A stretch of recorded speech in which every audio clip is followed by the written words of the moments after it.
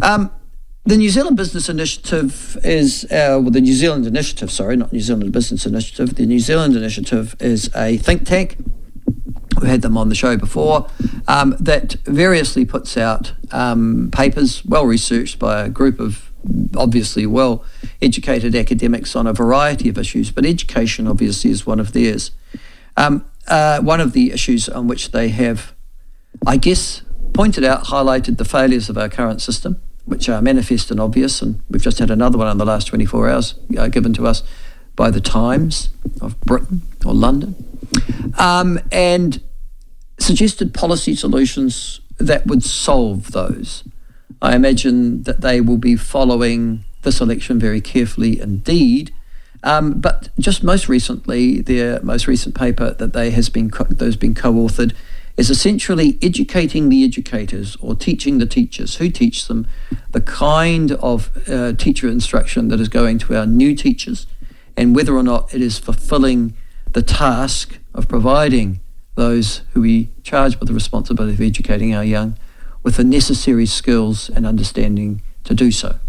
Joining us is one of the co-authors of that report, Stephanie Martin. Steph, welcome to the show. Lovely to have you on. Thank you, Michael. Good morning. How are you? I'm very well. Now, the New Zealand Initiative has been involved for quite some time. It has identified education particularly as being critical to New Zealand's future, particularly economic, but also social. And one of the things that you've alighted upon now is who teaches the teachers? Do we have a teaching failure in our schools, and if so, why? You conducted research into that. What were your general conclusions?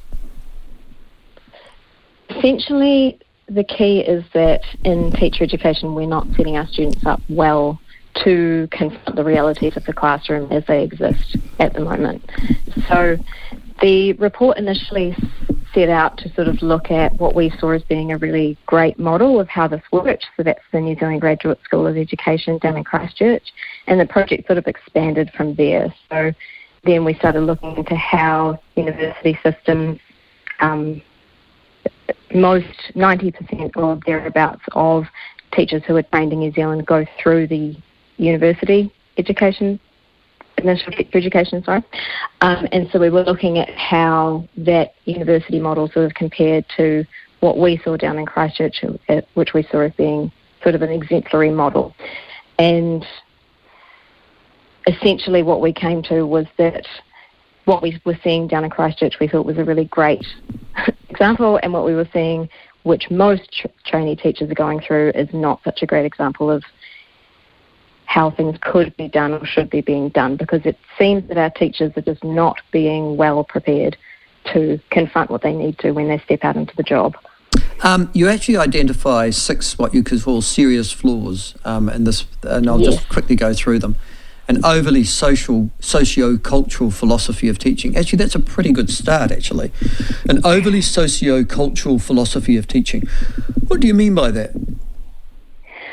So essentially what we did is we went through and we looked at all of the course descriptions for all of the courses that the universities run, and that gave us a really good window into sort of like the sorts of things that are being emphasised in teacher education courses at the moment.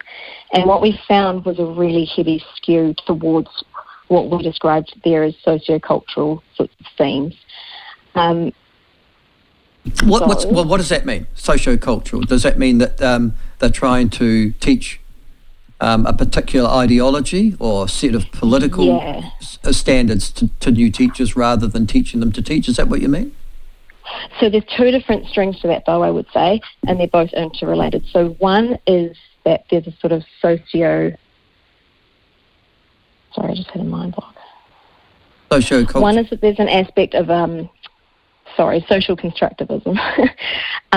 Social constructivism. So that's the idea that knowledge, rather than being something separate, so how we've traditionally operated in society, right, is that we've sort of thought about knowledge as being something that's objective to individuals, right? So we can think of the sorts of facts that we might take for granted in society, things like the events at D-Day, things like 2 + 2 = 4, things that we generally hold consensus are true, and we would consider those to be sort of like objective pieces of knowledge that can be passed from one person to another. So a teacher could teach actively through those things.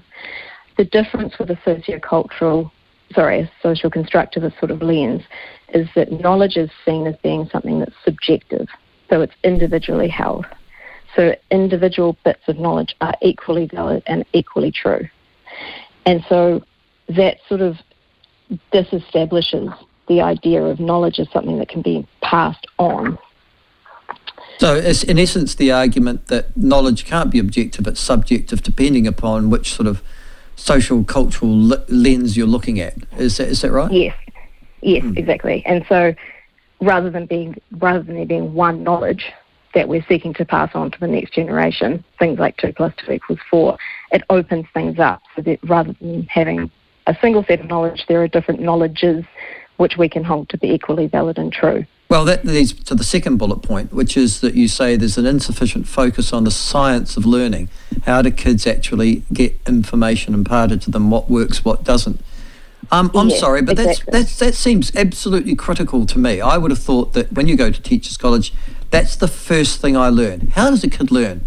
What are different types of people and how do they learn? What method can I, in actual fact, use to actually ensure that my lessons are being absorbed? But you're saying Yes, there isn't any one would emphasis think. on that. Very, very little.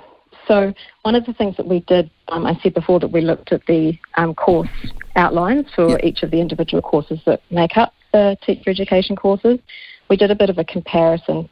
First of all, a thematic analysis, and second of all, a keyword analysis. And something that came out of the thematic analysis is that the other string to the bow that I was just about to get to is the sort of social justice orientation towards things. So we ended up looking at 221 courses, right, course descriptions. Of those, we could only attribute 2 to the science of learning. Good God. That's 1%. So it's less than half of 1%. So we were quite stunned to see that, in actual fact. It was a more dramatic sort of absence than we'd expect to see. There's certainly plenty of anecdotal evidence, even on this program, of those who've gone through teaching college or who have had relatives or sons or daughters who have gone through it, saying that they've almost been politically indoctrinated rather than learn how to teach the kids when they get out into the classroom. You're essentially endorsing that. That's probably true, you say? Yes. There was sort of a hunch that we had going in that had sort of been, it was sort of the lay of the land at the moment, but we hadn't quite expected to find it to be quite that dramatic. Is the philosophy, though, that they're being instructed or indoctrinated with, is it sort of Marxist and Hegelian? I mean, we've now got a sort of perspective of the world that is, old-fashioned communist, if you like? Or are we talking about a new form of wokeism or a combination of both? Well, it's really oriented towards a social justice kind of idea. So it's trying to, I would say, right what are perceived to be historical wrongs in the education system. Dear Lord, they're just not that smart. So if I can just give you the comparison there. Yeah, go for your life. I said we did a thematic analysis and we found only 2 courses related to the science of learning.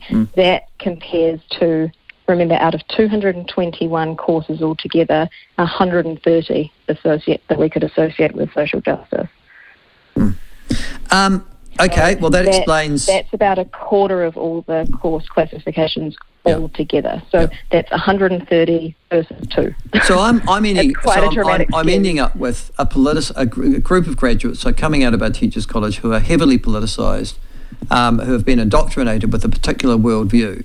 And then I'm unleashing them in a classroom in which they don't understand the kids, how those kids are going to learn anyhow when I'm teaching the curriculum at all. I mean, that's just a recipe for disaster, isn't it? Are we going to end up with ignorant communists? I mean, it's looking pretty bleak in terms of I think really there's not enough preparation going on, particularly like the skew being that far in that direction. They're not getting what they need in terms of the realities that they're facing when they get out into the classroom. And I'm not saying that pejoratively to put those teachers down, because, that's something that's outside of their control. It's a system that's actually, as it stands right now, working heavily against them. So then when they're getting into the classroom, and this is something I experienced too, right? When you get into the classroom, then you don't have what you need to be able to do the job that you're doing. So you end up having to essentially teach yourself those things or get other support from other directions, professional development. Ideally, you'd have a great mentor who would be supporting you with that. But there's a lot to learn when you set off into the classroom because of the gaps that are left.